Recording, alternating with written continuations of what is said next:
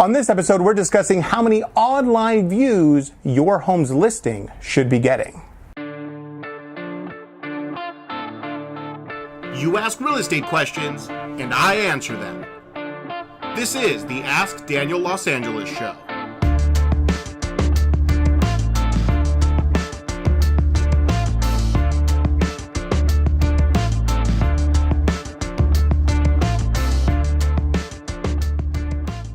Welcome everybody to episode 24 of the Ask Daniel Los Angeles Show. I've been asked 4 really good questions, so let's get started. Craig asks, how many online views should my home's listing be getting? I just went into escrow on a property in Encino, and right before I hit that pending button, I added up all the online views that my listing received. So these are actual numbers from the listing I just had. Redfin, 1,323 online views. 47 people marked it as a favorite, and Redfin gave us a hot home status, which they predict the property would be selling soon. Zillow, 1,672 views. Facebook and Instagram, this is a separate ad that I created just for those platforms, 7,321 views, which is really, really good. Realtor.com, 1,137 search results, 27 of which marked it as a favorite.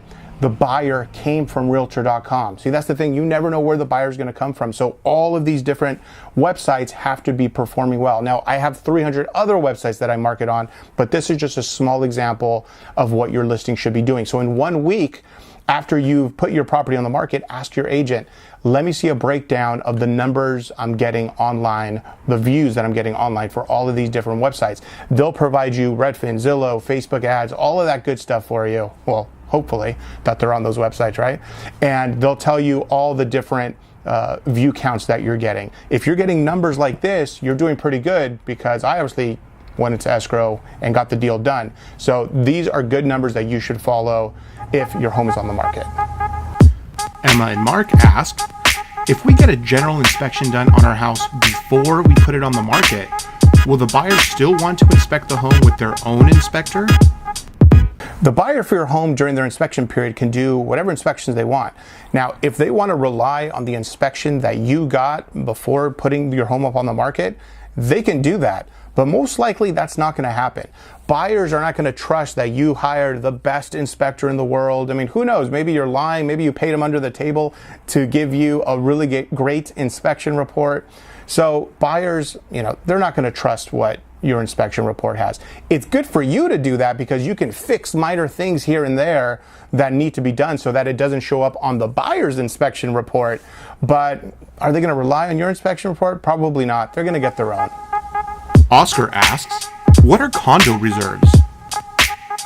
If you live in a condo, you are going to be paying HOA dues. Let's say $300.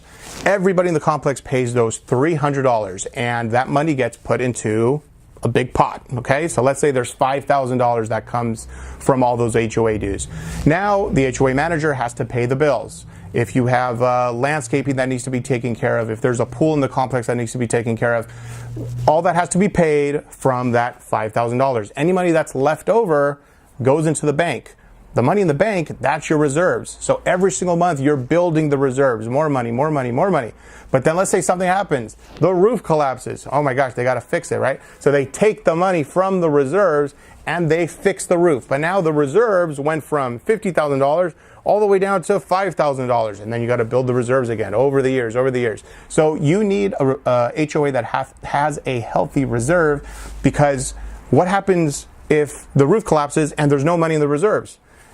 Now you got to get assessed. So now everybody's assessed $3,000 to fix the roof, and nobody wants to do that, right? So everybody's shelling out $3,000. Everybody's got now the HOA has a big pot, and they pay off the roof with that money, and then over time they build that reserve back up again so that another assessment doesn't happen. So if you're looking to buy a condo or you are selling your condo, you need to make sure that your reserve is in healthy condition. Grace asks, I'm a really private person and don't want my neighbors to know that I'm selling my home. Do I have to put a for sale sign in my front yard?